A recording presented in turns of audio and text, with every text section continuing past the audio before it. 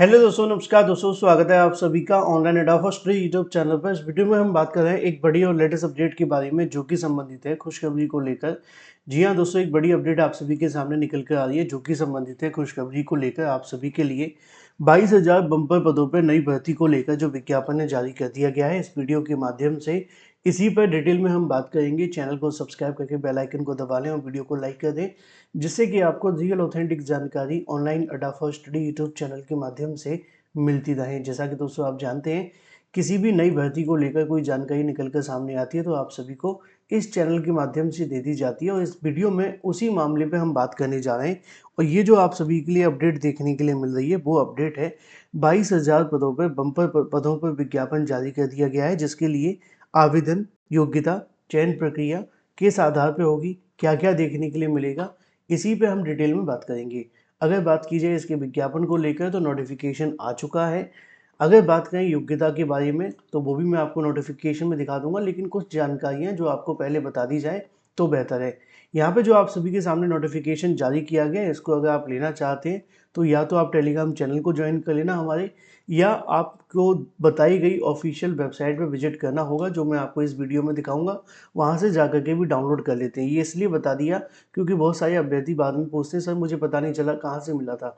चलिए मुद्दे पे आते हैं। मुद्दा ये है, खुशखबरी आप सभी के लिए, कि विज्ञापन जारी कर दिया गया। विज्ञापन जारी करने के साथ ही आवेदन की जो प्रक्रिया है वो शुरू कर दी गई है और 3 मार्च तक आप सभी इसके लिए आवेदन कर सकते हैं। ठीक है, यहाँ पे जो योग्यता है वो सभी के लिए एक तरीके से कह सकते हैं बहुत आसान वाली है, लेकिन कुछ ऐसी चीज़ें जो कि आपको अच्छे से समझ लेनी चाहिए, तभी आवेदन करना चाहिए।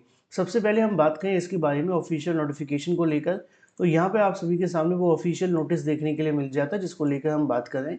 अगर बात की जाए आप सभी के आवेदन की प्रक्रिया के बारे में तो यहाँ पे देखने के लिए मिलेगा कि आपका जो आवेदन का प्रोसेस है वो 10/2/2025 यानी कि 10/2/2025 से शुरू हो जाता है और 3/3/2025 तक आप सभी को देखने के लिए मिलता है। यानी कि आप 10 फरवरी से आवेदन इसके लिए कर सकते थे, जो कि शुरू हो चुका है।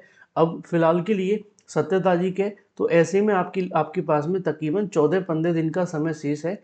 आप इसमें अभी भी आवेदन कर सकते हैं। ठीक है, इसके साथ साथ ही अगर बात की जाए एडिट के बारे में, यानी कि अगर आप कोई संशोधन करना चाहते हैं या कोई किसी प्रकार के बदलाव करना चाहते हैं तो उसके लिए भी आपको जो समय सीमा है वो तय कर दी गई है। जैसा कि लिखा हुआ है कि 6/3/2025 से लेकर के 8/3/2025 तक आप किसी प्रकार का कोई भी संशोधन कर सकते हैं, किसी प्रकार का कोई भी यहाँ पे कहने की जो कह सकते हैं चीज़ों में बदलाव कर सकते हैं।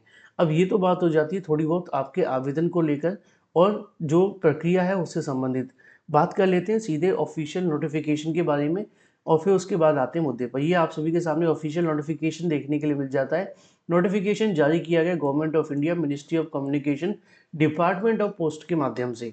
अब ये जो डिपार्टमेंट ऑफ पोस्ट यानी कि जेडीसी की वैकेंसी आप सभी को देखने के लिए मिलती है, इसके संबंध में नोटिफिकेशन जारी किया गया था। इसके अलावा यहाँ पे आप सभी के सामने जो आवेदन से संबंधित चीज़ें मैंने आपको डिटेल में समझा दी हैं। यहाँ पे आवेदन आपको 10 तारीख से शुरू कर दिए गए हैं। फिर से रिपीट कर दूँ कि अब आप चाहें तो ऑफिशियल वेबसाइट पर अभी से जाकर के आवेदन कर सकते हैं। ऑफिशियल वेबसाइट क्या है वो भी मैं आपको यहाँ दिखा देता हूँ, जिससे कि किसी के मन में कोई सवाल ना रहे। ये वाली वो ऑफिशियल वेबसाइट है, आपको इस पर जाना है और अगर आप चाहें तो इसको गूगल में सर्च कर लें, नहीं तो आप अभी इसको स्क्रीनशॉट लें और उसके बाद में जो आपके फ़ोन के अंदर गूगल लेंस करके एक ऑप्शन होगा, गूगल लेंस के ऑप्शन में जाएंगे तो क्या करेंगे कि आपको ये वाला जो लिंक है वहाँ पे कॉपी भी हो जाएगा और आसान है। ठीक है, तो ये वाली वेबसाइट है, यहाँ से लेकर के यहाँ तक, इस पर जा कर के आप इसके लिए आवेदन कर सकते हैं, जानकारी ले सकते हैं। अब इसके लिए जो नोटिफिकेशन आया उस पर बात कर लेते हैं। यहाँ पे जो नोटिफिकेशन निकाला गया है आपके लिए अलग अलग पोस्ट के लिए। पहला है ब्रांच पोस्ट मास्टर के लिए। ब्रांच पोस्ट मास्टर का क्या है, लिखा हुआ है day to day postal operations आपको देखने के लिए मिलेंगे ब्रांच पोस्ट ऑफिस में, यानी कि बीओ। इंडिया के अंदर जो आपकी पेमेंट बैंक है आईपीबीपी जिसके नाम से हम जानते हैं, in the manner as prescribe by the department of post time to time. ठीक है, ये हो जाता है। इसके अलावा यहाँ पे आप सभी के लिए बीओ बीपीएम के साथ साथ कुछ पोस्ट और भी हैं जिसके बारे में नीचे जानकारी दी गई है, चाहे तो पढ़ लेना। काम की बात ये है, एक ये है असिस्टेंट ब्रांच पोस्ट मास्टर, ये भी आप सभी के लिए है। ठीक है, अब इसका काम क्या होगा वो भी यहाँ पे लिखा हुआ है।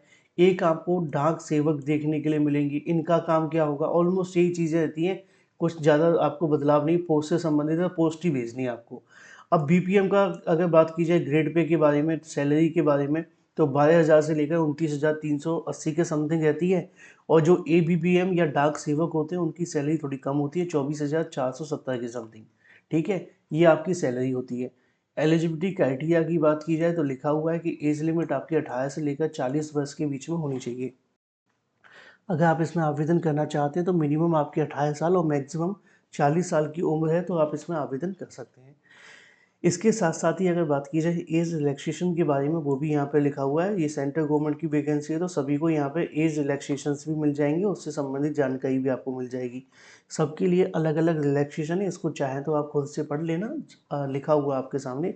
क्वालिफिकेशंस को लेकर बात कर लेते हैं, क्योंकि इसमें सभी तरह के अभ्यर्थी आवेदन कर सकते हैं। जैसा कि मैंने आपको स्टार्टिंग में कहा, तो यहाँ पे जो आपसे मांगा जाता है वो कुछ ज़्यादा होता नहीं है। लिखा हुआ है education qualification for engagement of GDS, यानी कि ग्रामीण डाक सेवक is secondary school examination pass by certificate of 10th standard with having marks in mathematics and English conducted by any recognized board of school education by government of India, state of government UT या फिर कोई भी है।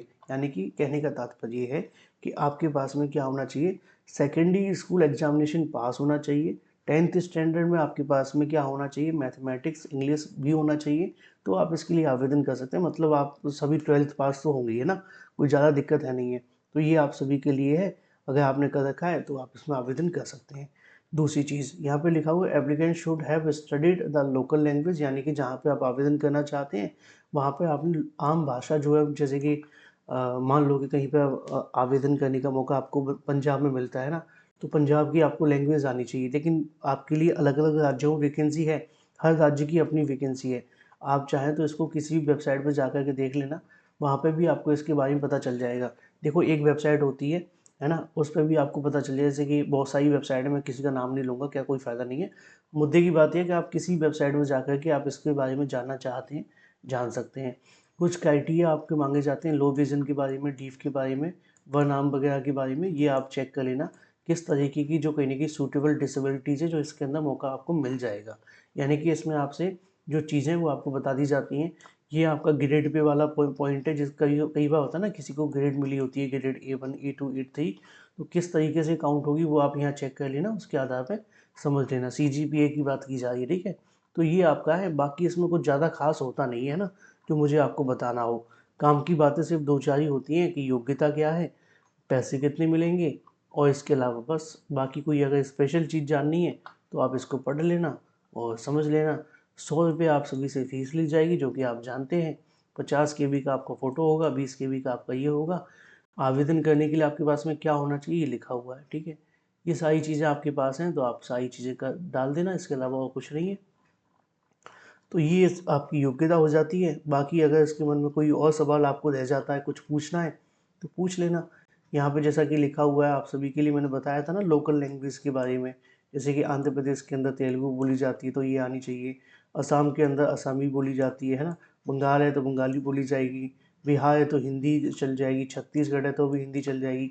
ज़्यादातर हिंदी भाषी जो राज्य हैं उसमें तो कोई दिक्कत आती नहीं है। बाकियों के लिए थोड़ा देखना पड़ता है, वो आप देख लेना। तो ये पूरा का पूरा नोटिफिकेशन है, इसमें कुछ ज़्यादा काम की बातें थी नहीं, मैंने आपको शॉर्ट में बता दी हैं। अगर आपके मन में कोई भी सवाल है कमेंट करके पूछ लेना, ऑफिशियल वेबसाइट पर जा कर के आवेदन आप कर सकते हैं। Thank you for watching this video.